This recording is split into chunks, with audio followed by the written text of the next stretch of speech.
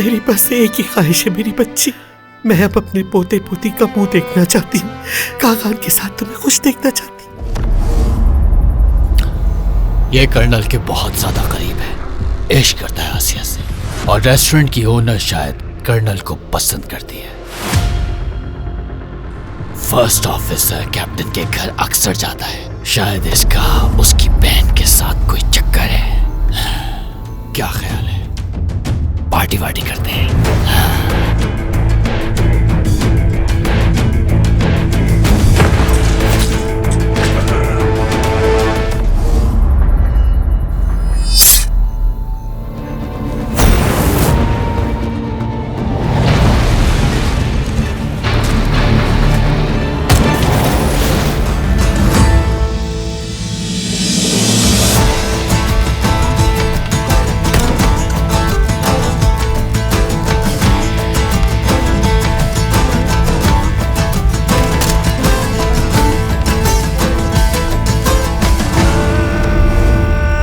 देखोगे?